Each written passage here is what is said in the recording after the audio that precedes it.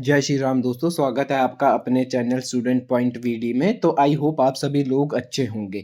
तो हम फिजिक्स का 25 डेज क्रैश कोर्स कर रहे हैं और आज हमारा डे 9 है। आज हम पढ़ने वाले हैं इलेक्ट्रिसिटी के बारे में, जो कि एक क्लास 10th का एक इम्पॉर्टेंट चैप्टर है। एचपी टेट में मैक्सिमम इससे न्यूमेरिकल्स बनते हैं, इसके कॉन्सेप्ट से मैक्सिमम न्यूमेरिकल्स बनते हैं। तो शुरू करते हैं हम आज की video.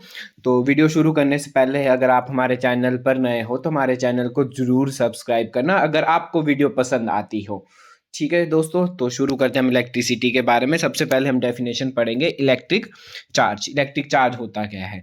Electric charge is a physical property of a matter, ठीक है, और a substance which cause to a experience a force which near to other matter. एक जनरल सा मैं आपको बताता हूँ कि अगर किसी सब्सटेंस में इलेक्ट्रिक चार्ज है तो उसमें कुछ हमारे पास फोर्स जनरेट होती है, चाहे अट्रैक्शन जनरेट होगी या रिपल्शन जनरेट होगी। ठीक है दोस्तों, तो वो किसकी वजह से होता है? हमारे पास एक इलेक्ट्रिक चार्ज की वजह से होता है। ठीक है दोस्तों, इसका मैं एक एग्जांपल देता हूँ कि जब हम क्या करते थे बचपन में, स्केल लेते थे, रब करते थे अपने सर पे, ठीक है, तो जिसकी वजह से उसमें चार्ज आ जाता था, तो एक पीस ऑफ पेपर लेते थे और उसके नजदीक रखते थे तो पीस ऑफ पेपर क्या हो जाता था? स्केल पे चिपक जाता था, ठीक है, अट्रैक्ट हो जाता था। तो एक प्रकार से इलेक्ट्रिक चार्ज क्या भी एक प्रकार से फोर्स है जिसमें अट्रैक्शन और रिपल्शन होती है जब किसी हम इसके कोई अदर मैटर के जब हम नजदीक रखते हैं। ठीक है दोस्तों, तो दो प्रकार के हमारे पास चार्जेस होते हैं। सबसे पहले पॉजिटिव चार्ज और नेगेटिव चार्ज। पॉजिटिव चार्ज क्या होता है? जो पॉजिटिव चार्ज कब आता है? जब कोई बॉडी इलेक्ट्रॉन लूज करेंगे। ये दोस्तों इंपॉर्टेंट है। जब कोई बॉडी इलेक्ट्रॉन लूज करेगी तो उसमें कौन सा चार्ज आएगा? पॉजिटिव चार्ज आएगा। और जब कोई बॉडी नेगेटिव चार्ज, जब कोई बॉडी गेन करेगी इलेक्ट्रॉन को, तो उसमें कौन सा चार्ज आएगा? नेगेटिव चार्ज आएगा। तो दो प्रकार के हमारे पास चार्ज होते हैं दोस्तों। ठीक है, और यूनिट्स क्या रहती है इलेक्ट्रिक चार्ज की? ये क्वेश्चन बहुत आता है दोस्तों, ये सारे ही इंपॉर्टेंट है। ठीक है, तो इसको ध्यान से देखना। यूनिट क्या रहती है इलेक्ट्रिक चार्ज की? इलेक्ट्रिक चार्ज की यूनिट रहती है हमारे पास कूलम। ठीक है, डायमेंशनल फॉर्मूला क्या रहता है इसका दोस्तों? m0 l0 t, और इसके साथ a लिखा होता है। ठीक है, क्या लिखा होता है? इसके साथ a लिखा होता है। a का मतलब होता है दोस्तों कि ये a जो दर्शाता है हमारे पास मैग्नीट्यूड दिखाता है किसका? करंट का। ये इंपॉर्टेंट है दोस्तों, कई बार ए भी होता है इसके साथ लिखा। तो ए जब भी लिखा होगा तो वो क्या दर्शाएगा हमारे पास? कि मैग्नीट्यूड दर्शाएगा किसका? करंट का। ठीक है, कुछ यहाँ पे फिगर्स है दोस्तों, ये आपको नंबर से या न्यूमेरिकल से, इससे बहुत से न्यूमेरिकल बनते, तो आपको लर्न होने चाहिए। जैसे चार्ज ऑफ इलेक्ट्रॉन, इलेक्ट्रॉन पे कौन सा चार्ज होता है दोस्तों? तो इलेक्ट्रॉन पे चार्ज रहता है हमारे पास -1.6 इंटू 10⁻⁻19 इलेक्ट्रॉन, -1.6 इंटू 10⁻⁻19 इलेक्ट्रॉन। ठीक है, इलेक्ट्रॉन में हमेशा नेगेटिव साइन होता है, इसलिए इसके पीछे क्या लगा? नेगेटिव साइन लगा। ठीक है, प्रोटॉन में पॉजिटिव चार्ज होता है, तो प्रोटॉन के साथ क्या लिखते हैं? प्लस। बाकी ये सेम रहता है 1.6 इंटू 10⁻⁻19 कूलम। ठीक है दोस्तों, मास ऑफ इलेक्ट्रॉन, इलेक्ट्रॉन का मास कितना होता है? 9.1 इंटू 10⁻31 kg। मास किस में रहता है? kg में रहता है। तो मास कितना रहता है इलेक्ट्रॉन का? 9.1 इंटू 10⁻31 kg। और मास ऑफ प्रोटॉन कितना रहता है दोस्तों? 1.67 इंटू 10⁻27 kg। तो ये सारे ही बहुत ज़्यादा इंपॉर्टेंट है दोस्तों, इसको अपने पास लिख ले, क्योंकि न्यूमेरिकल में कई बार वैल्यू हमारे को पुट करनी पड़ती है, तो इसीलिए ये बहुत ज़्यादा इंपॉर्टेंट है। मैंने साथ ही लिख दिए हैं। और यूनिट क्या रहती है इलेक्ट्रिक चार्ज की? हमारे पास कूलम रहती है। ठीक है, अब हम कुछ इसकी प्रॉपर्टीज़ पढ़ेंगे जो कि वो भी बहुत ज़्यादा इंपॉर्टेंट है। ठीक है, ये तो आपको दोस्तों पहली प्रॉपर्टीज पता होगी। लाइक चार्जेस ऑलवेज रिपेल और अनलाइक चार्जेस ऑलवेज अट्रैक्ट। मतलब नेगेटिव नेगेटिव आपस में क्या करते हैं दोस्तों? रिपेल करते हैं, और अगर अनलाइक चार्ज होंगे मतलब पॉजिटिव नेगेटिव होंगे तो आपस में क्या करेंगे? अट्रैक्ट करेंगे। Electric charge is conserved. Conserved का मतलब होता है कि ना, ये जैसे एनर्जी कंजर्व्ड कब होती है दोस्तों?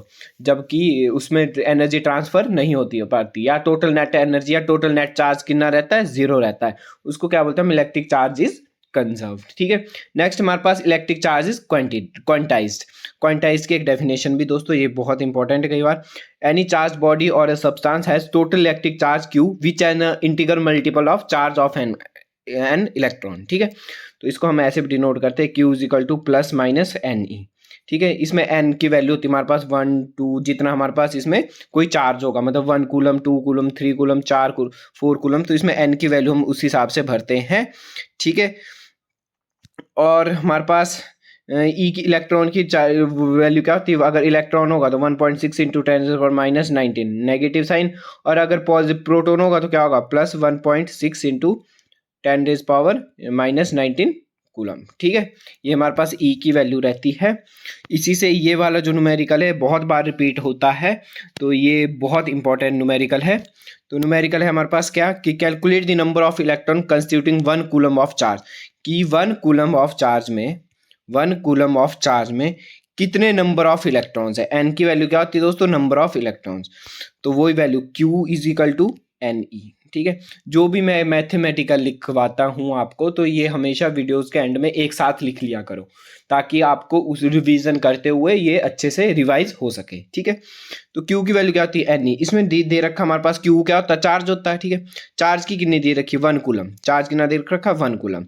इलेक्ट्रॉन है, नंबर ऑफ इलेक्ट्रॉन निकालने, इलेक्ट्रॉन की वैल्यू कितनी होती है दोस्तों, 1.6 इंटू 10⁻⁻19। अभी मैंने शुरू में कराई थी कि हमारे पास चार्ज कितना रहता है इलेक्ट्रॉन का, 1.6 इंटू 10 माइनस 1.6 इंटू 10⁻⁻19 रहता है। ठीक है, तो वैल्यू भर देंगे n equal to Q upon E। ठीक है दोस्तों, इसमें Q क्या है, Q की वैल्यू क्या है, 1, चार्ज कितना था, 1.6 इंटू 10⁻⁻19 था। ठीक है, तो जब इसको हम सॉल्व करेंगे, ठीक है, तो 6 कितना आ जाएगा, 16 बटे ऊपर 10 बन जाएगा। अगर इसका डेसिमल हटाएंगे तो जब ये 10 ऊपर ले जाएंगे तो क्या बन जाएगा, 18 बन जाएगा। तो कितनी वैल्यू आ जाएगी, 6.25 इंटू 10⁻18। दोस्तों इसको सॉल्व करके कितनी वैल्यू आ जाएगी, 6.25 इंटू 10⁻18। ये सॉल्व कर लेना। ठीक है, तो सिंपल सी सॉल्व इसकी कैलकुलेशन है दोस्तों, इतनी मुश्किल इसकी कैलकुलेशन नहीं है। ठीक है, तो ये हमारे पास बहुत इंपॉर्टेंट क्वेश्चन है, ये वाला क्वेश्चन। ठीक है, कई बार ये डायरेक्ट क्वेश्चन आ जाता है हमारे पास एचपी टैट में कि नंबर ऑफ इलेक्ट्रॉन कितने होते हैं 1 कूलम चार्ज में। ठीक है, तो कई बार इसकी वैल्यू याद कर लोगे तो भी अच्छा है।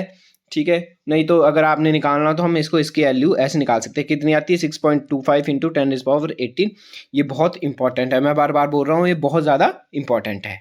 ठीक है दोस्तों, नेक्स्ट हमारे पास इलेक्ट्रिक पोटेंशियल और इलेक्ट्रिक पोटेंशियल डिफरेंस, ये दोनों चीज़ें है। ठीक है, तो सबसे पहले पढ़ेंगे हम इलेक्ट्रिक पोटेंशियल क्या है। Electric potential at a point in an electric field is defined as the work done is a moving a unit positive charge from infinity to that point is called electric field या electric potential. ठीक है, मैं general से आपको बता देता हूँ electric potential किसको बोलते हैं हम, कि मान लो यहाँ पे दो कोई सब्सटेंस, ठीक है, अगर वर्क डन निकालते हैं, ठीक है, किसी यूनिट पॉजिटिव चार्ज का फ्रॉम टू दैट पॉइंट। ठीक है, अगर कोई चार्ज, मान लो यहाँ पे कोई एक चार्ज है, पॉजिटिव चार्ज है, ये पॉजिटिव यहाँ तक पहुँचने में, ठीक है, या नेगेटिव, कोई भी चार्ज पॉजिटिव हो सकता है या नेगेटिव हो सकता है। ठीक है, कोई चार्ज यहाँ से लेके यहाँ तक पहुँचने में कितना वर्क उसमें डन किया, ठीक है, उसको क्या बोलते हैं, हम इलेक्ट्रिक पोटेंशियल बोलते हैं। ठीक है, इसको हम V से डोनेट करते हैं। V इक्वल टू इसके मैथमेटिकल होता है W अपॉन Q। W मैंने वर्क और Q मैंने क्या होता है, चार्ज। ठीक है, वही डेफिनेशन की the work done is moving from unity positive charge from infinity. एक और बात दोस्तों इसमें याद रखनी कि हमारे क्या होता है, इसमें एक पॉइंट दे रखा होता है। ठीक है, वो चार्ज यहाँ से लेके यहाँ तक पहुँचने में कितना वर्क डन हो रहा है, इन्फिनिटी से टू दैट पॉइंट तक पहुँचने में कितना वर्क डन होता है, उसको क्या बोलते हैं, हम इलेक्ट्रिक पोटेंशियल बोलते हैं। ठीक है, मैथमेटिकल इसका V equal to W upon Q रहता है। ठीक है, यूनिट क्या रहती है इसकी, यूनिट रहती है वोल्ट। यूनिट क्या रहती है इसकी, वोल्ट रहती है। ठीक है, इसको हम वोल्ट को हम कैसे लिख सकते हैं, W की यूनिट क्या रहती है, जूल। ठीक है, चार्ज की क्या रहती है, जूल अपॉन कूलम, तो इसको हम क्या लिखते हैं, जूल कूलम इनवर्स भी लिख सकते हैं। वोल्ट को क्या लिख सकते हैं हम, जूल कूलम इनवर्स भी लिख सकते हैं, और ये क्या है, एक स्केलर क्वांटिटी है। ठीक है दोस्तों, मैं हर एक चीज़ आपको एक साथ लिख के दे देता हूँ ताकि आपको कोई कन्फ्यूज़न ना रहे। ठीक है, अब इलेक्ट्रिक पोटेंशियल डिफरेंस क्या है, जो आपने सुना होगा घर पे कि वोल्टेज कम ज़्यादा होगी, वोल्टेज की बात करते रहते हैं हम, कभी हम ऐसे थोड़ी बोलते हैं इलेक्ट्रिक पोटेंशियल डिफरेंस कम हुआ। ठीक है, तो वोल्टेज ही हमारा जो वोल्टेज होती है उसी को हम क्या बोलते हैं, एक अनदर नाम से इलेक्ट्रिक पोटेंशियल डिफरेंस भी बोलते हैं। ठीक है दोस्तों, ये होता है हमारे पास कि V equal to W upon Q था। ठीक है, अब वर्क डन कितना किया उसने यहाँ तक पहुँचने में। ठीक है, क्या था हमारे पास, इलेक्ट्रिक पोटेंशियल क्या था कि वर्क डन कितना हुआ उस चार्ज को इस पॉइंट तक पहुँचने के लिए। ठीक है, और कितने टाइम में हुआ उसको क्या बोलते हैं हम, इलेक्ट्रिक पोटेंशियल डिफरेंस हुआ। इसलिए इसका मैथमेटिकली क्या बन जाता है, V equal to W upon Q इंटू T बन जाता है। ये बहुत इंपॉर्टेंट एक कॉन्सेप्ट है। ठीक है, अब मैं जो आपको बताने वाला हूं दोस्तों उससे क्वेश्चन आता है। ठीक है, तो उसको ध्यान से आप देख ले, ये भी बहुत ही इंपॉर्टेंट है, 2 या 3 बार कम से कम आपको रिपीट मिल जाएगा ये वाला क्वेश्चन। 2012 से लेके जब 2024 तक 23 तक जितने भी पेपर हुए उसमें 3 या 4 बार रिपीट हो चुका है ये वाला क्वेश्चन। क्वेश्चन क्या है हमारे पास कि इलेक्ट्रिक पोटेंशियल डिफरेंस को किससे मेजर करते हैं हम? वोल्ट मीटर से मेजर करते हैं। ये बहुत इंपॉर्टेंट है। किससे मेजर करते हैं हम? वोल्ट मीटर से मेजर करते हैं। दूसरी बात ध्यान से सुनना दोस्तों, क्या है इसमें कि जो रेजिस्टेंस होता है of an ideal volt meter is infinity. जो वोल्ट मीटर का रेजिस्टेंस होता है, ideal volt resistance of ideal volt meter, वो ऑलवेज इन्फिनिटी रहता है। ये बहुत बार क्वेश्चन बन चुका है, ठीक है। ये तीनों पॉइंट ही बहुत ज़्यादा इंपॉर्टेंट है। मैं आपको बार बार बोल रहा हूँ, इससे क्वेश्चन बनता है कि जो रेजिस्टेंस होता है आइडियल वोल्ट मीटर का, वो क्या रहता है? हमेशा इन्फिनिटी रहता है, ठीक है। नेक्स्ट क्वेश्चन होता है कि वोल्ट मीटर जब भी कनेक्ट होगा पैरेलल कनेक्ट होगा, ठीक है। फॉर एग्जाम्पल कि रेजिस्टेंस क्या होता है, ये रजिस्टर यूज होता है, ठीक है। वोल्ट मीटर जब भी यूज करेंगे हम इसके पैरेलल यूज करेंगे। मान लो कोई एक सर्किट है, ठीक है, ये कोई सर्किट है, यहाँ पे क्या लगा? रजिस्टर लगा है। तो वोल्ट मीटर कहाँ लगा होगा दोस्तों? सीरीज में लगा होगा। हमेशा कहाँ लगा होगा? पैरेलल, मतलब यहाँ पे इसके पैरेलल हमेशा क्या लगा होगा? वोल्ट मीटर लगा होगा। ये बहुत ज्यादा इंपॉर्टेंट है कि वोल्ट मीटर हमेशा कहाँ लगता है? रजिस्टर के बिल्कुल पैरेलल लगता है, पैरेलल लगता है, ठीक है। तो ये बहुत इंपॉर्टेंट है। ये तीनों पॉइंट ही इंपॉर्टेंट है। पहला पॉइंट था कि इलेक्ट्रिक पोटेंशियल डिफरेंस या वोल्टेज को किससे हम मेजर करते हैं, वो डिवाइस का नाम क्या है दोस्तों? वोल्ट मीटर है, ठीक है। रेजिस्टेंस कितना रहता है एक आइडियल वोल्ट मीटर का? किसका? आइडियल वोल्ट मीटर का हमेशा इन्फिनिटी रहता है, ठीक है। तीसरा पॉइंट इसमें कि voltmeter always connected to parallel, ठीक है। जैसा कि आप यहाँ पे देख पा रहे होंगे स्क्रीन पे कि ये यहाँ पे क्या है? रजिस्टर है, इसके बिल्कुल पैरेलल मैंने क्या बनाया है? वोल्ट मीटर बनाया है, ठीक है। तो ये आपस में क्या होता है? पैरेलल लगा होता है, ठीक है। आई होप आपको यहाँ तक समझ आ गया होगा। बढ़ते हैं हम नेक्स्ट टॉपिक की तरफ। नेक्स्ट टॉपिक हमारा इलेक्ट्रिक करंट, जो कि ये भी बहुत इंपॉर्टेंट रहता है। तो इलेक्ट्रिक करंट क्या है हमारे पास? An electric current is defined as the amount of charge flowing through any cross section of a conductor per unit time, ठीक है। जनरल भाषा में आपको बताऊं कि इलेक्ट्रिक करंट क्या होता है कि कितना चार्ज हमारे पास फ्लो किया किसी कंडक्टर में पर यूनिट टाइम, कितने टाइम में, ठीक है दोस्तों। उसको क्या बोलते हैं हम? इलेक्ट्रिक चार्ज बोलते हैं। इसको किससे डिनोट करते हैं हम? आई से डिनोट करते हैं, ठीक है। तो कितना चार्ज? सी अपॉन, अच्छा, चार्ज को हम किससे डिनोट करते हैं? क्यू से। क्यू अपॉन टाइम कितना? टी। तो इसका बन जाता है हमारे पास I is equal to Q upon T. इसका मैथमेटिकल रिलेशनशिप रहता है दोस्तों। मैथमेटिकल रिलेशनशिप हमारे बहुत ज़्यादा इंपॉर्टेंट है, ठीक है। क्यू का चार्ज का क्या होता है हमारे पास? कूलम, ठीक है। टाइम का क्या होता है? सेकंड। तो ये क्या बन जाता है? कूलम पर सेकंड बन जाता है। और करंट को हम, करंट की यूनिट क्या रहती है दोस्तों? एम्पियर रहती है। क्या रहती है हमारे पास? एम्पियर रहती है। ये भी बहुत ज़्यादा इंपॉर्टेंट है, ठीक है दोस्तों। और हमारे पास इलेक्ट्रिक करंट होती है वो कैसी क्वांटिटी? स्केलर क्वांटिटी है, ठीक है दोस्तों। अभी हम लास्ट में जब इंपॉर्टेंट क्वेश्चन करेंगे, मैंने इस वीडियोस में तो आपको सारे मैक्सिमम इंपॉर्टेंट क्वेश्चन जो भी पेपर में आए हुए हैं वही आपको सारे क्वेश्चन लिखे हैं, ठीक है। तो आई होप अगर आप वीडियो अच्छे से देखोगे तो इससे बाहर आपको कभी भी क्वेश्चन नहीं आएगा, क्योंकि जो हमारी वीडियोस होती है वो पूरी एनसीईआरटी बेस्ड वीडियोस होती है। हम एनसीईआरटी का हर एक टॉपिक को अच्छे से करके आपको करवाते हैं, ठीक है दोस्तों। तो हमारी वीडियोस लाइक और सब्सक्राइब जरूर करें चैनल को। तो बढ़ते हैं हमारे अगले पॉइंट की तरफ। अगला पॉइंट हमारे पास कि जो इलेक्ट्रिक करंट को मेजर करता है उस इंस्ट्रूमेंट को क्या बोलते हैं? हम एमीटर बोलते हैं, ठीक है। जो पोटेंशियल डिफरेंस को मेजर करता था उसको वोल्ट मीटर बोलते थे। जो इलेक्ट्रिक करंट को मेजर करता है उसको हम एमीटर बोलते हैं, ठीक है। एक और पॉइंट वहां पे क्या था कि resistance of an ideal volt meter क्या रहता था? इन्फिनिटी रहता था। यहाँ पे क्या दोस्तों? रेजिस्टेंस ऑफ आइडियल एमीटर क्या रहता है? हमेशा जीरो रहता है। बहुत इंपॉर्टेंट है दोस्तों, 2-3 बार तो रिपीट हो चुका है क्वेश्चन आज तक, ठीक है। तो resistance of an ideal ammeter क्या रहता है? हमेशा जीरो रहता है, ठीक है। तीसरी बात हमारे पास कि ammeter is always connected in series, ठीक है। वोल्ट मीटर कैसे कनेक्ट था? पैरेलल में था। तो एमीटर कैसे कनेक्ट होता है? सीरीज में। मान लो ये रजिस्टर है, इसके यहाँ पे क्या लगा होगा? एमीटर लगा होगा। ये हमेशा कैसे लगा होगा? सीरीज में, मतलब एक ही लाइन में लगा है, ठीक है। वहां पे क्या था दोस्तों? ये रजिस्टर लगा तो इसके ऊपर पैरेलल, ठीक है। ये सर्किट के क्या था? लगा पैरेलल लगा था। फिर यहाँ पे क्या किया? रजिस्टर लगा तो इसी के साथ क्या लगा होता है? एमीटर लगा होता है, ठीक है। तो इसीलिए ammeter is always connected in series in electric circuit. Resistance of ideal ammeter is zero, voltmeter infinity. Instrument use to measure electric current is ammeter. अगर पोटेंशियल डिफरेंस को मेजर करना या वोल्टेज को मेजर करना तो volt meter, ठीक है दोस्तों। तो आई होप आपको यहाँ तक समझ आ गया होगा दोस्तों। बढ़ते हम नेक्स्ट टॉपिक की तरफ। नेक्स्ट टॉपिक हमारा न्यूमेरिकल, ठीक है। ये बहुत ज़्यादा इंपॉर्टेंट टॉपिक है न्यूमेरिकल्स, ठीक है। तो न्यूमेरिकल्स हमेशा आप साथ उस टॉपिक के न्यूमेरिकल्स हमेशा साथ लिख लिया करो, ताकि आपको टॉपिक भी समझ आए और न्यूमेरिकल भी साथ में समझ आते रहें।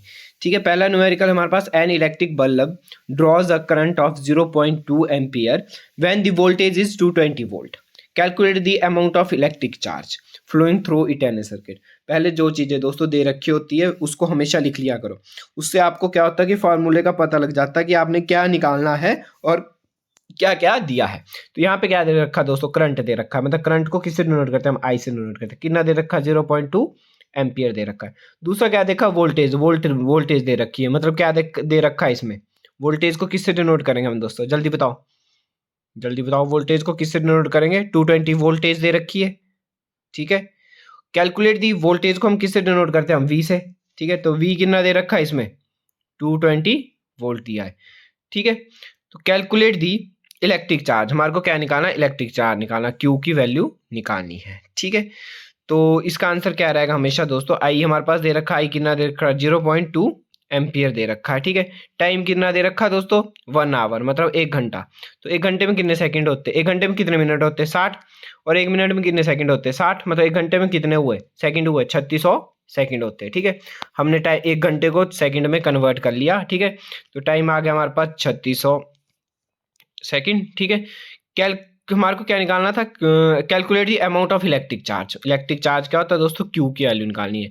तो हमने अभी रिलेशन पढ़ा था, आई इजिकल टू क्या होता है, क्यू अपॉन टी होता है। ठीक है दोस्तों, तो यहाँ पे हमारे को क्यू की वैल्यू निकालनी थी, तो ये परे चल जाएगा, तो क्या बन जाएगा, q equal to I t बन जाएगा। ठीक है, आई कितना दे रखा है इसमें, करंट कितना दे रखा है, 0.2 एम्पियर दे रखा है। ठीक है, और इसमें साथ में टाइम कितना दे रखा है दोस्तों, 3600 सेकेंड, 3600 दे रखे। ठीक है, तो इसको सॉल्व करके कितना आ जाएगा दोस्तों, 720 कूलम हमारे पास इलेक्ट्रिक चार्ज आ जाएगा। ठीक है दोस्तों, तो सिंपल सा न्यूमेरिकल था, वैल्यू भरनी थी इसमें और ये आंसर आ जाना था। ठीक है, तो बढ़ते हम नेक्स्ट न्यूमेरिकल की तरफ। नेक्स्ट न्यूमेरिकल दे रखा हमारे पास, 1020 electrons each having charge is 1.6 into 10⁻⁻19 electron passes from a point A to B in 0.1 second, calculate the current in ampere. ठीक है, पहले जो दोस्तों दे रखी है वो चीजें लिखनी होती है। ठीक है, हमारे को दे रखा 1020 इलेक्ट्रॉन्स, कितने दे रखे, 10⁻20 इलेक्ट्रॉन्स दे रखे।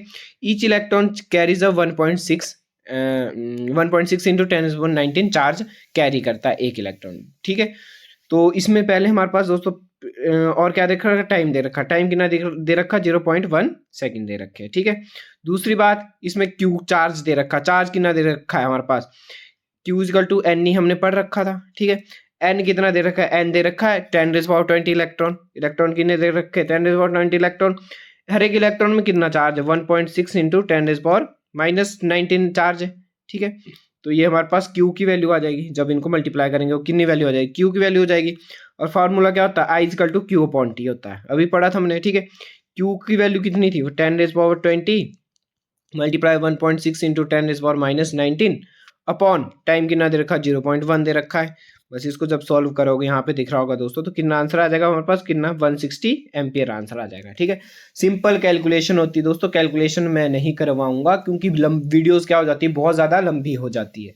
ठीक है, तो कैलकुलेशन आप खुद कर लेना। ठीक है, कैलकुलेशन जितनी आप प्रैक्टिस करोगे उतनी ही आएगी, मेरे करवाने से आपको कैलकुलेशन नहीं आएगी। ठीक है, जितनी आप प्रैक्टिस करोगे कैलकुलेशन आपको उतनी ही आएगी। तो ये सिंपल सा न्यूमेरिकल होता है दोस्तों, और एचपी टैट में हमेशा सिंपल ही न्यूमेरिकल आज पूछते हैं, कभी भी मुश्किल न्यूमेरिकल आपको कभी भी देखने को नहीं मिलेगा। तो नेक्स्ट हमारे पास ओहम लॉ। ठीक है, ओहम लॉ क्या बोलता है, the electric current flowing in a conductor is directly proportional to the potential difference across the ends of the conductor. ठीक है, इलेक्ट्रिक करंट किसके डायरेक्टली प्रोपोर्शनल होता है, पोटेंशियल डिफरेंस के डायरेक्टली प्रोपोर्शनल होता है। ठीक है, तो मैंने डायरेक्टली मैथमेटिकली लिख दिया कि I is directly proportional to V. ठीक है, पर इसमें दोस्तों दो चीजें बात नोट करने की है जिससे क्वेश्चन बनने के चांस होते हैं। जब भी मैं नोट लिखूं दोस्तों तो वो बहुत ज्यादा इंपॉर्टेंट होता है, उससे क्वेश्चन बनने के चांस रहते हैं। ठीक है, इसमें पहली बात है कि it's valid only if temperature of conductor remain same. Ohm law तभी वैलिड है अगर उसका टेम्परेचर क्या है, सेम है। ठीक है, टेम्परेचर वेरीज करता रहेगा तो ओहम लॉ वैलिड नहीं रहेगा। दूसरी बात इसमें कि it is a relationship between, किसके बीच रिलेशनशिप, बिटवीन इलेक्ट्रिक करंट और पोटेंशियल डिफरेंस के बीच क्या है, आपस में रिलेशन है। ठीक है, I is directly proportional to V. ठीक है, यही हमारा ओहम लॉ था। मैथमेटिकली जब हम इसको लिखते हैं तो I is directly proportional of V, तो डायरेक्टली प्रोपोर्शनल को जब हम हटाते हैं तो उसकी जगह क्या लिखते हैं, एक कांस्टेंट लिखते हैं। तो इसमें कांस्टेंट होता है रेजिस्टेंस, तो r equal to I equal to r v बन जाता है। ठीक है, या वी, सॉरी दोस्तों मैंने क्या लिख दिया, I is directly proportional to V. ठीक है, अगर हम कांस्टेंट हटाते तो v equal to I R, वही दोस्तों v equal to I R. अगर r की वैल्यू निकालेंगे यहाँ से तो ए आई कहाँ चल जाता है, अपॉन में चल जाएगा, तो v अपॉन आई आ जाता है। ठीक है, तो यही हमारा क्या रहता है, रेजिस्टेंस रहता है। ठीक है, ओहम लॉ रहता है। और ओहम रेजिस्टेंस की यूनिट क्या रहती है दोस्तों, ये भी बहुत ज़्यादा इंपॉर्टेंट है, ये भी कई बार पूछ लेते हैं। रेजिस्टेंस की यूनिट क्या रहती है हमारे पास, ओहम रहती है। ठीक है, और ओहम कैसे लिखते हैं हम, रेजिस्टेंस निकाला था अभी हमने, कितना आया था, v अपॉन आई आया था अभी अभी। ठीक है, तो वोल्ट की v का क्या होता है, पोटेंशियल डिफरेंस की यूनिट क्या होती है, वोल्ट। ठीक है, करंट की क्या होती है, एम्पियर। जब हम इसको ऊपर ले जाएंगे तो क्या बन जाता है, v एम्पियर इनवर्स। ठीक है, तो ये हमारे पास यूनिट रहती है रेजिस्टेंस की। ठीक है, बढ़ते हैं हम नेक्स्ट टॉपिक की तरफ। दोस्तों अगर वीडियो पसंद आ रही है तो वीडियो लाइक कर दो। आपको हर एक चीज़ हमारी वीडियोस पे, इस वीडियोस पे एक साथ मिल जाएगी। ठीक है, इसकी पीडीएफ भी हमारे टेलीग्राम पे मिल जाएगी। और जो हमारे पास सबसे एक्टिव रहेगा, जो लाइक और कमेंट सबसे ज़्यादा जिसके होंगे, उसको हम हफ्ते के लास्ट में स्पेशल पीडीएफ प्रोवाइड करवा देंगे। ठीक है दोस्तों, तो इसी से जो क्वेश्चन आते हैं, ये दोनों क्वेश्चन इसी से आते हैं, ये बहुत ज़्यादा इंपॉर्टेंट है क्वेश्चन हमारे पास। की हमारे पास रिलेशनशिप क्या था दोस्तों, r equal to we upon I था। इसका मतलब क्या है कि अगर हम करंट को बढ़ाएंगे तो रेजिस्टेंस क्या हो जाएगा, कम हो जाएगा। ठीक है दोस्तों, क्योंकि इनवर्सली प्रोपोर्शनल, या जब हम रेजिस्टेंस को बढ़ाएंगे तो करंट क्या हो जाएगा, कम हो जाएगा। ठीक है, तो इसी से क्वेश्चन आता है कि अगर रेजिस्टेंस इज हाफ, अगर रेजिस्टेंस हाफ है तो करंट क्या हो जाएगा, डबल हो जाएगा, क्योंकि ये क्या है, इनवर्सली प्रोपोर्शनल है। अगर रेजिस्टेंस 1/2 है तो करंट क्या हो जाएगा, डबल हो जाएगा। ठीक है, तो 2 आ जाएगा। ठीक है, या 1/4 आ जाएगा। ठीक, करंट क्या हो जाता है, डबल हो जाता है। अगर रेजिस्टेंस डबल है, फिर से अगर रेजिस्टेंस डबल है, क्या रिलेशनशिप था, r equal to we upon I. अगर ये ज़्यादा है, रेजिस्टेंस डबल है, तो करंट क्या हो जाएगा दोस्तों, आधा हो जाएगा, हाफ हो जाएगा। करंट क्या हो जाएगा, हाफ हो जाएगा। ठीक है दोस्तों, तो ये रिलेशनशिप से हमेशा क्वेश्चन आते हैं और इससे बहुत बार क्वेश्चन भी बना है। ठीक है, तो वहाँ पे कन्फ्यूज़न हो जाता है। तो ओहम लॉ से क्वेश्चन बन जाता है कि अगर रेजिस्टेंस हाफ है तो करंट डबल हो जाएगा, और अगर रेजिस्टेंस डबल है तो करंट क्या हो जाता है, हाफ हो जाता है, क्योंकि आपस में क्या है, इन्वर्सली प्रोपोर्शनल है। अगर आपको मैथमेटिकली लर्न होंगे तो आप अच्छे से क्वेश्चन, न्यूमेरिकल और क्वेश्चन अच्छे से कर पाओगे। तो रेजिस्टेंस किस किस पे डिपेंड करता है दोस्तों, ये क्वेश्चन भी है, इंपॉर्टेंट है। रेजिस्टेंस हमारे पास डिपेंड करता है लेंथ ऑफ कंडक्टर पे, कि लेंथ कैसी, अगर जितनी ज़्यादा लेंथ होगी उतनी ज़्यादा क्या होगा, रेजिस्टेंस होगा। ठीक है, दूसरा एरिया ऑफ क्रॉस सेक्शन पे, मतलब जितना ज़्यादा रेजिस्टेंस होगा उतना ही कम क्या होगा, एरिया होगा। या जितना कम एरिया होगा, 1/a, जितना कम एरिया होगा उतना ही ज़्यादा क्या होगा, रेजिस्टेंस होगा। ये भी इंपॉर्टेंट है। ठीक है, तीसरा डिपेंड करता है नेचर ऑफ मटेरियल पे, मटेरियल पे क्या नेचर है, इंसुलेटर है या कंडक्टर है। जैसे मेटल्स क्या होते हैं, कंडक्टिंग होते हैं। ठीक है, प्लास्टिक क्या होता है, इंसुलेटर होता है। ठीक है, तो मटेरियल पे भी हमारा फैक्टर्स डिपेंड करते हैं किसके, रेजिस्टेंस के। ठीक है, अगला हमारे पास टेम्परेचर पे भी डिपेंड करता है। अगर जैसे जैसे टेम्परेचर को बढ़ाएंगे रेजिस्टेंस भी क्या रहता है, बढ़ेगा। ठीक है, जैसे जैसे हम टेम्परेचर को बढ़ाएंगे रेजिस्टेंस भी बढ़ेगा। तो 4 फैक्टर पे डिपेंड करता था। एक क्या था, लेंथ पे। लेंथ पे कैसे डिपेंड करता है कि अगर हम लेंथ को बढ़ाएंगे तो रेजिस्टेंस बढ़ेगा। ठीक है, एरिया पे डिपेंड करता था। एरिया पे कैसे डिपेंड करता था कि अगर हम एरिया को बढ़ाएंगे तो रेजिस्टेंस क्या होगा, कम होगा। ठीक है, तो ये 2 मेन फैक्टर है जिसपे रेजिस्टेंस डिपेंड करता है। इसी से एक कॉन्सेप्ट निकलता है हमारे पास रेजिस्टिविटी का। इसी से एक क्या कॉन्सेप्ट निकलता है, किसका, रेजिस्टिविटी का। तो हमारे पास जो 2 पॉइंट से अभी शुरू के कि क्या क्या थे, कि रेजिस्टेंस किस पे डिपेंड करता था, हमारे पास लेंथ पे डिपेंड करता था, और किस पे डिपेंड करता था, एरिया ऑफ क्रॉस सेक्शन पे डिपेंड करता था। तो दोनों के फैक्टर सेम है, तो जब हम इनको इकट्ठे लिखेंगे तो R is directly proportional to L upon A बन जाएगा। ठीक है, जब हम इस इक्वेशन को इकट्ठे लिखेंगे तो R is directly proportional to L upon A बन जाएगा।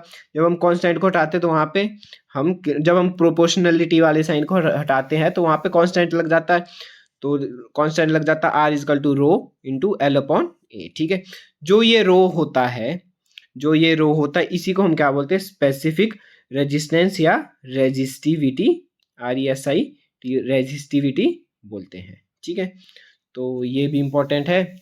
इंपॉर्टेंट कई बार क्वेश्चन आ जाता है कि रेजिस्टेंस किस किस पे डिपेंड करता है, तो वहाँ पे ऑप्शन होते हैं लेंथ पे डिपेंड करता है, एरिया ऑफ क्रॉस सेक्शन पे डिपेंड करता है, या टेम्परेचर या नेचर। तो ऑल ऑफ दीज भी कई बार आंसर होता है, या जो भी ऑप्शन आपको लगेगा कि लेंथ और एरिया पूछा होगा तो उस पर टिक कर देना। ठीक है दोस्तों, तो ये भी इंपॉर्टेंट हमारे पास टॉपिक है। यूनिट्स क्या रहती है स्पेसिफिक रेजिस्टेंस की, ये यूनिट्स भी एक दो बार पूछी है। ठीक है, तो यूनिट्स क्या रहेगी दोस्तों, R equal to rho into L upon A था, तो यूनिट्स रहेगी हमारे पास क्या, ओहम पर मीटर। ठीक है, यूनिट्स क्या रहेगी इसकी, ओहम मीटर रहेगी दोस्तों, पर मीटर नहीं सॉरी, ओहम मीटर इसकी यूनिट रहेगी, या OHM मीटर। ठीक है, तो बढ़ते हम नेक्स्ट टॉपिक की तरफ। नेक्स्ट हमारे पास नोट। ठीक है दोस्तों, ये भी बहुत इंपॉर्टेंट है, जब भी नहान में नोट लिखता हूँ तो उसको तो हमेशा ध्यान से देख लिया करो।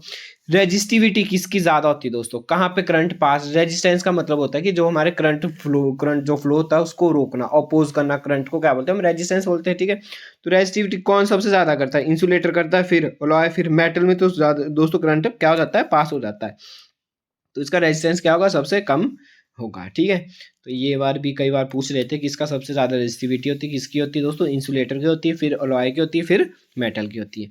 रेजिस्टिविटी डिपेंड किस किस पे करती है, नेचर ऑफ मटेरियल पे डिपेंड करती है, ये बहुत इंपॉर्टेंट है, इससे क्वेश्चन बनता है। मैं आगे आगे अगले वाली स्लाइड्स में आपको पढ़ाऊंगा कि कैसे डिपेंड करती है। देखो मैंने मटेरियल सारे लिखे, तो ये बहुत इंपॉर्टेंट है, इससे 2-3 बार क्वेश्चन बन चुका है HP टेट में। तो क्वेश्चन इस प्रकार से है कि the connecting wire is made up of copper and aluminium. जो भी हमारी घर पे यूज हम तारे करते हैं तो किससे बनी होती है, कॉपर से बनी होती है, एल्यूमिनियम से बनी होती है। क्यों बनी होती है, क्योंकि कॉपर एल्यूमिनियम क्या है, गुड कंडक्टर ऑफ इलेक्ट्रिसिटी है। तो दोस्तों सिल्वर से क्यों नहीं बनी होती, सिल्वर तो बेस्ट कंडक्टर ऑफ इलेक्ट्रिसिटी होता है, आपने सुना होगा सिल्वर क्या है, हमारा बेस्ट कंडक्टर ऑफ इलेक्ट्रिसिटी है। पर दोस्तों हम सिल्वर के बजाय हम किससे किससे हमें वायर को बनाते हैं, कॉपर या एल्यूमिनियम से बनाते हैं। ऐसा क्यों, ऐसा इसलिए दोस्तों क्योंकि सिल्वर बहुत ज़्यादा महंगा है, हम इंडिया में रहते हैं तो थोड़ा सा हमारे को ये बजट भी देखना पड़ता है, तो इसीलिए सिल्वर क्या बहुत ज़्यादा महंगा है। ठीक है, जिसकी वजह से हम सिल्वर का यूज़, उसकी जगह किसका यूज़ करते हैं, कॉपर और एल्यूमिनियम वायर का यूज़ करते हैं। क्यों, कॉपर और एल्यूमिनियम वायर की क्या होगी दोस्तों, रेजिस्टिविटी क्या होगी, लो होगी, क्योंकि कॉपर और एल्यूमिनियम क्या मेटल्स है। ठीक है, इनकी रेजिस्टिविटी क्या हो जाएगी, कम हो जाएगी। ठीक है, नेक्स्ट हमारे पास की जो फिलामेंट होता है इलेक्ट्रिक बल्ब का, इससे क्वेश्चन आता है दोस्तों। जो फिलामेंट होता है इलेक्ट्रिक बल्ब का वो किससे बना होता है, जो आपने बल्ब के अंदर देखा होगा एक वायर जैसी होती है, पतली सी वायर होती है, वो किससे बनी होती है, टंगस्टन से बनी होती है। बहुत ज़्यादा इंपॉर्टेंट है, किससे बनी होती है, टंगस्टन से बनी होती है, और उसका मेल्टिंग पॉइंट हमारे पास सबसे ज़्यादा होता है। ठीक है, और ये मेल्टिंग पॉइंट क्वेश्चन बहुत 1 या 2 बार रिपीट हो चुका है। मेल्टिंग पॉइंट ऑफ टंगस्टन कितना होता है, 3280 डिग्री सेल्सियस हमारे पास इसका क्या रहता है, मेल्टिंग पॉइंट रहता है। इतने डिग्री सेल्सियस पे ये मेल्ट करना शुरू करता है, इसीलिए हमारे बल्लम में हम किसका यूज़ करते हैं, टंगस्टन का यूज़ करते हैं, ताकि वो जल्दी से मेल्ट होके ख़राब ना हो जाए। नेक्स्ट हमारे पास इलेक्ट्रिक अप्लायंस बने होते हैं, जैसे हमारे आयरन हो गया, प्रेस होगी, हीटर हो गए, तो रॉड होगी। ठीक है, टोस्टेड रॉड, जो टोस्टर हो गए, वो सारे किससे बने होते हैं दोस्तों, वो बने होते हैं नाइक्रोम से। किससे बने होते हैं, नाइक्रोम से। जैसे कि आप घर में हीटर देखे होंगे, रेड रेड हो जाता है, वायर होती है उसमें लगी, वो किस वायर से बनी होती है, वो बनी होती है दोस्तों नाइक्रोम से। नाइक्रोम क्या है, एक अलॉय है, किसका अलॉय है, निकल का। ये दोस्तों ये भी याद रखना, केमिस्ट्री का क्वेश्चन है, निकल का, आयरन का, क्रोमियम का और मैग्नीज का। ठीक है, इन चारों का क्या है, ये एक प्रकार से अलॉय है, क्या, नाइक्रोम। ठीक है, जो हमारे हीटर रूटर होते हैं रेड रेड सी वायर जैसी नहीं होती, वो गर्म हो जाती है, लाल दिखती है हमें। ठीक है, वो किससे बनी होती है, नाइक्रोम से बनी होती है, और उसका मेल्टिंग पॉइंट कितना होता है, 1500 डिग्री सेल्सियस रहता है। इन सब का रेजिस्टिविटी क्या होती है, हमेशा ज़्यादा रहती है। ठीक है, तो न्यूमेरिकल आगे फिर से बहुत इंपॉर्टेंट है, न्यूमेरिकल न्यूमेरिकल में साथ साथ करवाता रहूँगा। ठीक है, और toaster is the resistance of 100 ohm. ठीक है, कनेक्टेड टू 220 वोल्ट ऑफ। ठीक है, कैलकुलेट दी करंट। ठीक है, हमारे पास क्या दिया है, आर दी की वैल्यू दी है कितनी, 100 ओहम दी है। ठीक है, वोल्ट जो वैल्यू दी होती है हमेशा कितनी दे रखी, 220 वोल्ट दी है। ठीक है, तो रिलेशनशिप क्या था, V equal to I r था, ओहम लॉ। ठीक है, यहाँ से I की वैल्यू निकालनी, तो I इजिकल टू क्या होगा, V अपॉन आर होगा। भर दो वैल्यू, V कितना है 220, आर कितना है 100, एक से एक कट गया। ठीक है, तो कितना आ जाएगा, डेसिमल लग जाएगा, 2.2 एम्पियर आ जाएगा। ठीक है, तो ये हमारे पास न्यूमेरिकल था, सिंपल सा न्यूमेरिकल था। ठीक है, आगे हम पढ़ेंगे कि resistance can be connected in, तो किस किस फॉर्म में, 3 वेज में कनेक्ट होता है, कौन कौन से में, सीरीज में दोस्तों, पैरेलल में, सीरीज में कनेक्ट होता है, पैरेलल में कनेक्ट होता है, सीरीज पैरेलल में कनेक्ट होता है। ठीक है, तो हम ये तीनों अभी करेंगे, ये तीनों सीरीज़ में कैसे कनेक्ट होता है, पैरेलल में कैसे कनेक्ट होता है, सीरीज़ पैरेलल में कैसे कनेक्ट होता है। जब सीरीज़ में कनेक्ट होगा दोस्तों, तो सीरीज़ में कैसे होगा रेजिस्टेंस कनेक्ट, जैसे कि आप यहाँ पे डायग्राम देख पा रहे होंगे कि देखो पहला रजिस्टर एक ही लाइन में कनेक्ट है, फिर दूसरा, फिर तीसरा। ये कैसे कनेक्ट है, एक ही लाइन में कनेक्ट है, तो इसको क्या बोलते हैं हम, सीरीज का कनेक्शन बोलते हैं। जब इसमें रेजिस्टेंस की वैल्यू निकालनी हो तो कैसे निकालते हैं हम, इन सबको प्लस कर देते हैं, R1 plus R2 plus R3, ठीक है। इससे न्यूमेरिकल आता है दोस्तों, ठीक है। तो ये एक सीरीज कॉम्बिनेशन में हम कैसे निकालते हैं इसका, R1 plus R2 plus R3 करते हैं।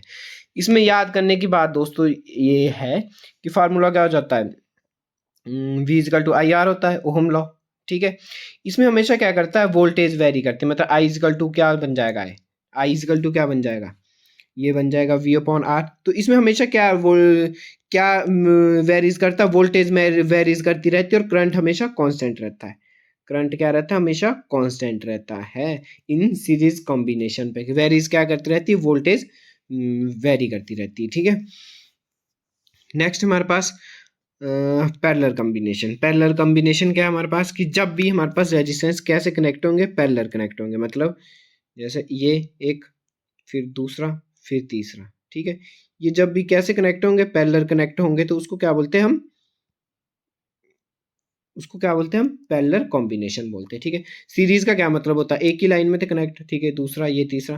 पैरेलल का क्या मतलब होता है, जब आपस में कैसे कनेक्ट होंगे, पैरेलल कनेक्ट होंगे, ये पैरेलल कनेक्ट है, ठीक है। तो उसको क्या बोलेंगे हम, पैरेलल कॉम्बिनेशन बोलेंगे। तो उसके हम वैल्यू कैसे निकालते हैं, 1/R is equal to 1/R1 plus 1/R2 plus 1/R3, हम इसकी वैल्यू निकालते हैं, ठीक है। इसमें रेजिस्टेंस हमेशा क्या करता है, डिक्रीज करता है, ये भी याद है दोस्तों। इसमें रेजिस्टेंस क्या करेगा, हमेशा डिक्रीज करेगा, ठीक है। दूसरी बात, इसमें वोल्टेज सेम रहती है, और वेरी क्या करता है, इसमें करंट वेरी करता है। इसमें क्या वेरी करता है, करंट वेरीज करता है, ठीक है। सीरीज कॉम्बिनेशन में क्या था, करंट सेम रहता था, और वेरीज क्या करती थी, हमेशा वोल्टेज वेरी करती थी। इसमें इसका उल्टा है दोस्तों, पैरेलल में क्या है हमारे पास, कि वोल्टेज सेम रहेगी और करंट क्या करेगा, वेरी करेगा, ठीक है। टोटल रेजिस्टेंस क्या करेगा, हमेशा डिक्रीज करेगा। कैसे डिक्रीज करेगा ये भी मैं आपको बता दूं, क्योंकि रेजिस्टेंस किस पे डिपेंड करता है दोस्तों, एरिया पे भी डिपेंड करता है। एरिया पे कैसे डिपेंड करता था, 1/A करता था, हमने शुरू में पढ़ा था, ठीक है। तो जितना ज़्यादा एरिया होगा उतना ज़्यादा क्या होगा, रेजिस्टेंस होगा। तो जब हम पैरेलल में लगाते हैं तो एरिया क्या है, ज़्यादा लगता है। एरिया ज़्यादा लगेगा तो रेजिस्टेंस क्या करेगा, डिक्रीज करेगा, ठीक है दोस्तों। इसके कुछ न्यूमेरिकल है। अब इस एक और था, इसमें हमारे पास क्या था, सीरीज और पैरेलल कॉम्बिनेशन एक साथ हो, तो उसका ही हम एक न्यूमेरिकल पढ़ेंगे। इसको ध्यान से देखना दोस्तों, आपको अच्छे से समझ आएगा सीरीज और पैरेलल कैसे कनेक्ट होते हैं। तो क्वेश्चन हमारे पास, if a 12 volt battery is connected to the arrangement of resistance show need figure. ये हमारे पास फिगर है दोस्तों, ठीक है। The total effective resistance of the arrangement हमारे को निकालनी है। दूसरा हमारे को द टोटल करंट फ्लो निकालना है।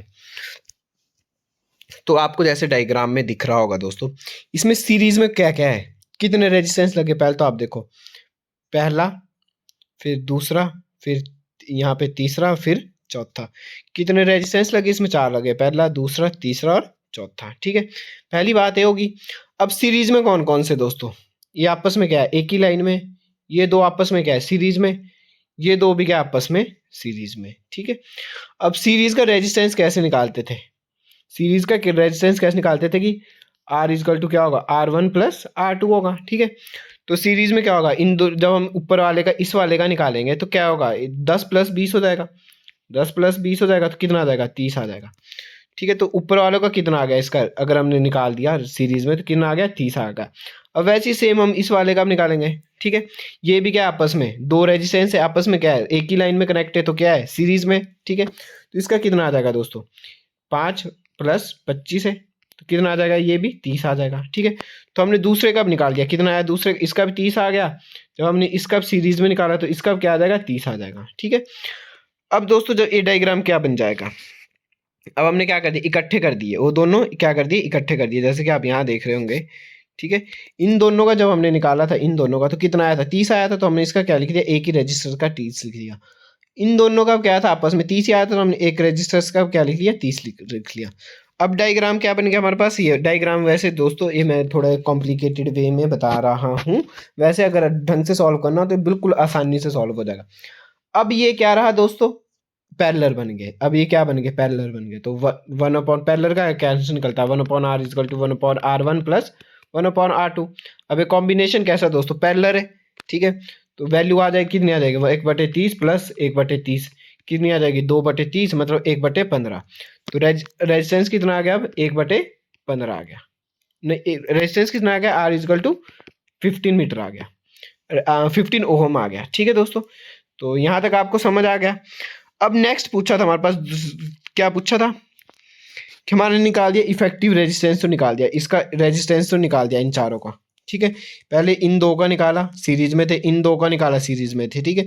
अब ये आपस में क्या बन गए, पैरेलल बन गए। तो उन दो जो इनकी वैल्यू आई थी उनको पैरेलल का निकाल के हमने क्या निकाल दिया, रेजिस्टेंस निकाल दिया, टोटल रेजिस्टेंस, ठीक है। नेक्स्ट पूछा दी टोटल करंट निकालना है, नेक्स्ट क्या पूछा है, दी टोटल करंट निकालना है। तो टोटल करंट का फॉर्मूला क्या होता है हमारे पास, according to ohm law, V equal to I R रहता है, क्या रहता है, V equal to I R रहता है, ठीक है। यहाँ से हमने करंट की वैल्यू निकालनी है, I इजकल टू, तो ये कहाँ चल जाएगा, नीचे V अपॉन आर बन जाएगा, ठीक है। तो वोल्ट मीटर कितना दे रखा था हमारे पास, कितना दे रखा था क्वेश्चन में दोस्तों, कितना दे रखा था, 12 वोल्ट दे रखा था, ठीक है। तो भर देंगे हम वोल्ट, V की वैल्यू क्या आएगी 12, ओवरऑल रेजिस्टेंस कितना आया था हमारे पास 15, 12/15 कितना आ जाएगा 0.8 एम्पियर। तो यहाँ से हमारे पास करंट की वैल्यू आ गई, हमने दोनों चीजें निकाल दी, रेजिस्टेंस भी निकाल दिया टोटल और करंट भी निकाल दिया, ठीक है दोस्तों। तो आई होप आपको ये न्यूमेरिकल समझ आ गया होगा। इसी कॉम्बिनेशन को हम क्या बोलते हैं दोस्तों, सीरीज पैरेलल कॉम्बिनेशन बोलते हैं। कुछ चीजें इसमें सीरीज में भी थी, ठीक है, जैसे ये सीरीज में थे, ये सीरीज में थे, और आपस में क्या थे, पैरेलल भी थे। इसी कॉम्बिनेशन को हम सीरीज पैरेलल कॉम्बिनेशन भी बोलते हैं, ठीक है दोस्तों। आई होप आपको यहाँ तक समझ आ गया होगा। अगला हमारे पास heating effect of electric current. अब इसमें कुछ जनरल टर्म है, इससे भी न्यूमेरिकल बनने के चांस बने रहते हैं। तो ये क्या हमारे पास कि पोटेंशियल डिफरेंस जब भी हम निकालते हैं, पोटेंशियल डिफरेंस जब भी हम निकालते हैं तो हम कैसे निकालते हैं, हमारे पास वर्क अपॉन चार्ज निकालते हैं। कैसे निकालते हैं, वर्क अपॉन चार्ज निकालते हैं, मतलब V इजकल टू डब्ल्यू अपॉन क्यू निकालते हैं, ठीक है दोस्तों। यहाँ से अगर W की वैल्यू निकालनी हो तो कितनी आ जाएगी, W इजकल टू ये परे चल जाएगा, V अपॉन क्यू आ जाएगी, ठीक है। अब हमारे पास करंट की वैल्यू क्या होती है, I equal to Q upon t होती है, ठीक है। यहाँ से हम Q की वैल्यू निकालेंगे तो परे चल जाएगा, तो I की वैल्यू क्या आ जाएगी हमारे पास, Q अपॉन टी आ जाएगी, ठीक है। तो दो वैल्यू निकाली थी हमने, एक पहली वैल्यू क्या थी, W equal to v q थी, दूसरी वैल्यू क्या थी, Q equal to I t थी। तो इस Q की वैल्यू कहाँ भर देंगे हम, यहाँ भर देंगे, तो क्या बन जाएगा, W equal to v into I t, ये इसकी वैल्यू बन जाएगी। तो वर्क डन कितना आ जाता है, W इजिकल टू वी आई और टी आ जाता है, ठीक है। अब नेक्स्ट हमारे पास क्या होता है कि अब हमारे पास V equal to I r होता है, according to ohm law V equal to I r होता है, ठीक है। अब V की वैल्यू भर देंगे हम, या इस वाले एक्सप्रेशन में V की वैल्यू भर दो। ये वाला एक्सप्रेशन क्या था, W equal to v I t था, क्या था, वी आई टी था। V की वैल्यू क्या भर देंगे हम, आई आर भर देंगे। W इजकल टू क्या आ जाएगा, आई आर मल्टीप्लाई एक आई और एक टी, आई टी। तो ये आई क्या बन जाएगा, स्क्वायर बन जाएगा। तो ये क्या बन जाएगा, W equal to I square are t, क्या बन जाएगा, I square R T.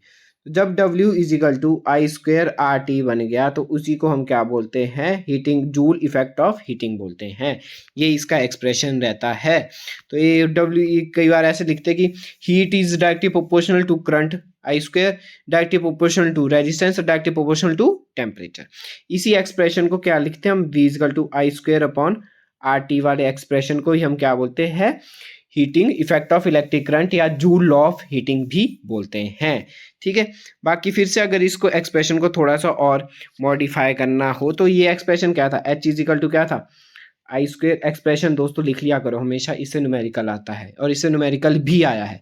H equal to I square are T था, ठीक है। यहाँ पे I की वैल्यू क्या होती थी, V अपॉन आर होती है, ठीक है, अकॉर्डिंग टू ओहम लॉ, ठीक है। भर दो वैल्यू फिर से, तो H की वैल्यू क्या आ जाएगी, स्क्वायर में था तो V square upon R square, भर दी V और अपॉन आर, मल्टीप्लाई साथ में क्या था, आर टी। तो एक आर से एक आर कट जाएगा तो क्या बचेगा, यहाँ पे ये बचेगा H equal to V square upon R और टी। तो ये भी हमारे पास एक्सप्रेशन बन जाता है, H equal to V square upon R T, ठीक है। ये भी एक एक्सप्रेशन बन जाता है, ये भी बहुत ज़्यादा इम्पॉर्टेंट एक्सप्रेशन है, ठीक है दोस्तों, आई होप आपको समझ आ गया होगा। और इससे क्वेश्चन आया है, शायद 2020 में आया कि 2022 में आया, मुझे कंफर्म पता नहीं है। तो इससे क्वेश्चन आया है, ठीक है। तो अगर आप एक्सप्रेशन लास्ट, अगर जैसी वीडियोस खत्म होती है लास्ट में सारे एक्सप्रेशन को लिख लिया करो, ठीक है। आपको लास्ट टाइम में रिवीजन करने के लिए आसानी हो जाएगी, ठीक है। वैसे मैं स्पेशल मैराथन भी लेके आऊँगा फिजिक्स की, जिसमें आपको हर एक न्यूमेरिकल की अलग लेके आऊँगा और इम्पोर्टेंट क्वेश्चंस की अलग लेके आऊँगा, ठीक है दोस्तों। जो भी आज तक जिस भी टॉपिक से न्यूमेरिकल आया है उसके अलग से एक सारे मैराथन जैसी हम कंप्लीट करेंगे, ठीक है। तो लास्ट टॉपिक की तरफ बढ़ते। लास्ट टॉपिक हमारा इलेक्ट्रिक पावर। इलेक्ट्रिक पावर क्या होता है हमारे पास? पावर क्या होता है? वर्क अपॉन टाइम, ठीक है। तो V equal to W upon T। जब हम इसको इलेक्ट्रिक की फॉर्म में लिखते हैं तो क्या लिखेंगे हम? W की वैल्यू निकाली थी हमने अभी, VIT क्या निकाली थी? VIT निकाली थी। भर देंगे वैल्यू VIT अपॉन T। तो T से T कट जाएगा तो पावर कितना आ जाएगा? डायरेक्टली प्रोपोर्शनल टू वोल्टेज और current, directly proportional to potential difference और करंट, ठीक है। तो ये भी इसका एक एक्सप्रेशन रहता है, ठीक है। अब इसमें इंपॉर्टेंट बात है हमारी क्या? अच्छा, इसको फिर से अगर मॉडिफाई करेंगे इस एक्सप्रेशन को, तो P इजकल टू वी आई आ गया था, ठीक है। V की वैल्यू क्या होती है? V की वैल्यू होती है हमारे पास IR, ओहम लॉ, ठीक है। तो IR इंटू आई, तो क्या बन जाएगा? आई स्क्वेयर आर बन जाएगा, ठीक है। तो P equal to I square R बन जाएगा। अगर आई की वैल्यू क्या रहती है हमारे पास? V अपॉन आर रहती है। ओहम लॉ ही फिर से भर दो value, V square upon R square into R से आर कट गया तो क्या बन जाएगा? आई की वैल्यू P की power equal to V square upon R. मतलब अगर रेजिस्टेंस घटाएंगे तो पावर क्या हो जाएगी? रेजिस्टेंस बढ़ाएंगे तो पावर क्या हो जाएगी? घटेगी। और अगर रेजिस्टेंस कम होगा तो पावर क्या होगी? ज़्यादा होगी। ये कई बार पूछ भी देते हैं, ठीक है। इसमें ये वाली यूनिट बहुत ज़्यादा इंपॉर्टेंट है, ठीक है। ये वाली यूनिट बहुत ज़्यादा इंपॉर्टेंट है। यूनिट मैं बता दूं आपको, 1 किलोवाट किसके बराबर होता है? 10⁻³ वाट के बराबर, मतलब 1000 वाट के बराबर। इसका मतलब क्या है? 1000 वाट के बराबर, ठीक है। 1 मेगा इलेक्ट्रॉन किसके बराबर होता है दोस्तों? मेगा इलेक्ट्रॉन ME कितना होता है? 10⁻6 के बराबर, 10⁻6 वाट के बराबर। 1 हॉर्स पावर किसके बराबर होता है दोस्तों? 746 वाट के बराबर, 746 वाट के बराबर। और 1 किलोवाट आवर किसके बराबर होता है? 3.6 इंटू 10⁻6 जूल के बराबर। और ये हम पावर वाले, जिसमें हमने वर्क एनर्जी और पावर वाला क्वेश्चन किया था, चैप्टर किया था, उसमें मैंने ये बता रखा कैसे 1 किलोवाट आवर की 3.6 इंटू 10⁻6 वैल्यू आती है।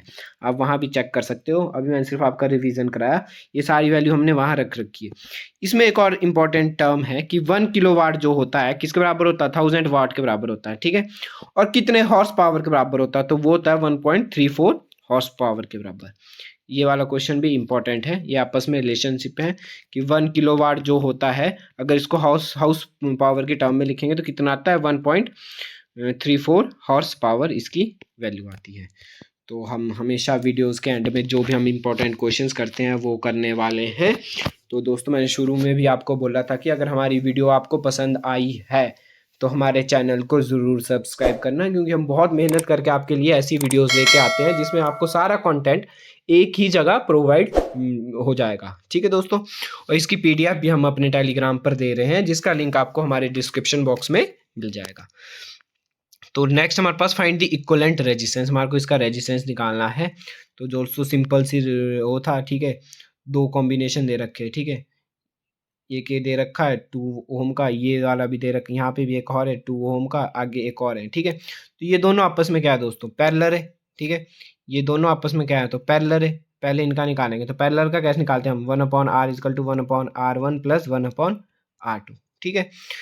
तो 1/2 प्लस 1/2, ठीक है। क्या निकलेगा? 1/2 प्लस 1/2, जो कि आ जाएगा 2/2, जो आ जाएगा 1, मतलब, ठीक है। तो ये क्या बन जाएगा? अब 2 बन गया, एक 1 बन गया और एक यहाँ पे 3 बन गया। तो 1 ओम आ गया ये, और ये क्या आ जाएगा? 3 ओम आ जाएगा। तो अब क्या है सीरीज में? तो सीरीज में कैसे निकालते हैं हम? R1 प्लस R2 निकालते हैं, तो 1 प्लस 3 कितना आ जाएगा? 4 ओम आ जाएगा। तो राइट आंसर इज 4 ओहम। ये 2022 में आया क्वेश्चन, ठीक है दोस्तों। Next question, resistance of an ideal ammeter, ये 2022 में आया जो लोग, ठीक है दोस्तों। तो इसका आंसर भी आप हमें कमेंट बॉक्स में देना, क्या होगा इसका आंसर? आइडियल एमीटर का आंसर क्या होता है दोस्तों? क्या होगा? ऑप्शन नंबर A 0 रहता है। और आइडियल वोल्ट मीटर का क्या रहता है दोस्तों? इसका आंसर आप कमेंट बॉक्स में देना, ठीक है। तो 2022 में क्वेश्चन आया था। Number of electrons in 1 coulomb of charge कितने रहते हैं दोस्तों? ये क्वेश्चन भी अभी अभी मैंने सबसे पहले शुरू में यही क्वेश्चन आपको करवाया था, ठीक है। कितने रहते दोस्तों? करो सॉल्व, कितना आएगा इसका आंसर? 6.25 इंटू 10⁻, कितना आएगा? 29, 18 माइनस 19 या 23, ठीक है। तो शुरू में हमने करवाया था क्वेश्चन भी, ठीक है। क्या था इसका आंसर? क्या था? Coulomb charge Q equal to N नहीं होता है, ठीक है। वन हमारे को क्या पूछा है? नंबर ऑफ इलेक्ट्रॉन पूछा, मतलब एन की वैल्यू पूछी, तो एन की वैल्यू क्या आ जाएगी? क्यू अपॉन ई आ जाएगी। तो किन 1 कूलम में बोला 1, चार्ज कितना रहता है? 1.6 इंटू 10⁻⁻19 रहता है, ठीक है दोस्तों। जब हम इसको सॉल्व करेंगे तो क्या आंसर आया था? 6.25 इंटू 10⁻18 आया था, ठीक है दोस्तों। तो ऑप्शन नंबर 20 का राइट आंसर होना था। 2022 में क्वेश्चन आया है। नेक्स्ट क्वेश्चन हमारे पास, the ratio of kilowatt hour to mega electron की क्या रेशियो रहती है दोस्तों? तो ये थोड़ा सा इंपॉर्टेंट क्वेश्चन है। ये मैंने शायद आपको करवा रखी है वर्क वाले चैप्टर में ही, वीडियोस में करवा रखी थी। यहाँ पे कर लेते हैं। 1 किलोवाट आवर किसके बराबर होता है? 1 किलोवाट आवर किसके बराबर होता है? 3.6 इंटू 10⁻6 के बराबर होता है। रेशियो पूछा है मतलब मेगा इलेक्ट्रॉन की, तो मेगा इलेक्ट्रॉन कितने के बराबर होता है दोस्तों? 1.6 इंटू 10⁻13 होता है, ठीक है। अब दोस्तों मेगा इलेक्ट्रॉन की वैल्यू क्या होती है हमारे पास? 1.6 इंटू 10⁻19 होती है, ठीक है। अब मेगा लग गया, मेगा जब भी लगता है तो पावर क्या होती है? 10⁻6 होती है, ठीक है। तो ये क्या हो जाती है? +6 हो जाएगी, और मेगा इलेक्ट्रॉन बोला था, ठीक है। तो मेगा इलेक्ट्रॉन में +6 हो जाएगी, तो ये वैल्यू क्या बन जाती है? 1.6 इंटू 10⁻13 बन जाती है, ठीक है।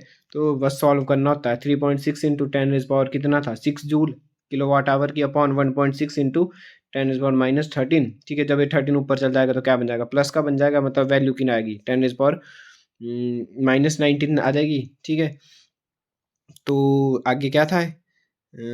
अच्छा, रेशियो बोली थी, जब इनको सॉल्व करेंगे तो लगभग हमारे पास आंसर आ जाता है 2 पॉइंट समथिंग के आसपास आएगा। तो इसका आंसर हमारे पास ए, ऑप्शन नंबर ए, 2.25 इंटू 10⁻19, ठीक है। क्योंकि -13 था नीचे, ऊपर 10⁻6 थी, ठीक है। तो ऊपर ले जाएंगे -13 को तो +13 के बन जाएंगे, तो क्या बन जाएगा? 10⁻19 बन जाएगा। तो यहाँ पे माइनस में निशान था दोस्तों, ऑप्शन में दे रखा है, यहाँ प्लस में 19 था। तो इसका आंसर क्या होना था? ऑप्शन नंबर ए होना था। 2021 में क्वेश्चन आया है।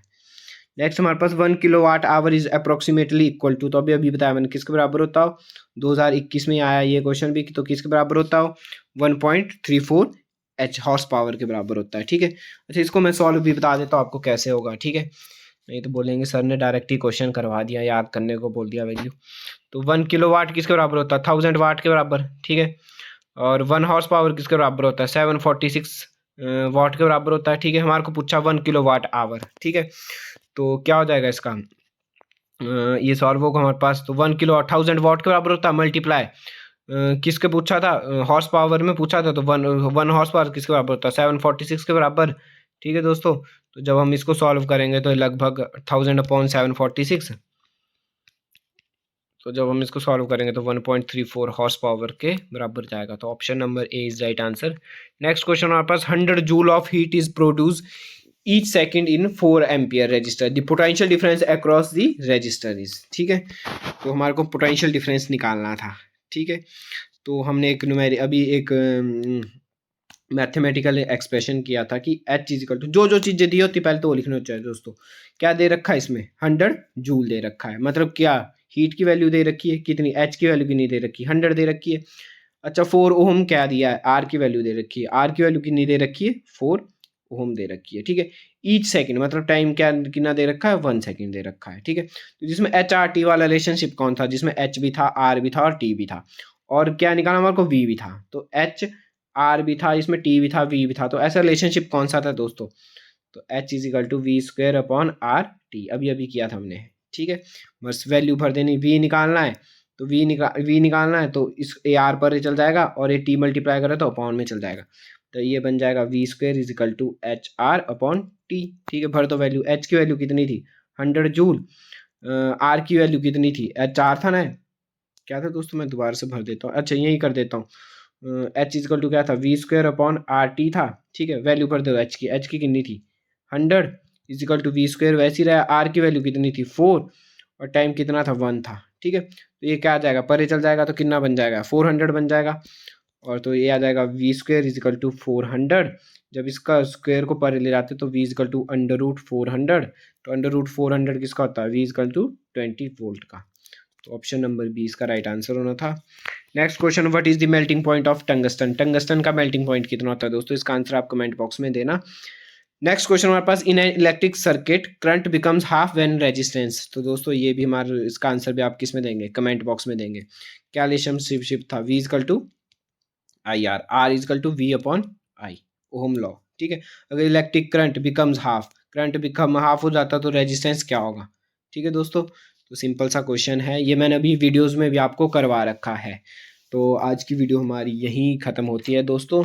तो अगर आपको वीडियोस पसंद आई है तो हमारे चैनल को ज़रूर सब्सक्राइब करें, और ऐसे ही फिजिक्स के टॉपिक आपको टाइम टू टाइम पढ़ाता रहूँगा।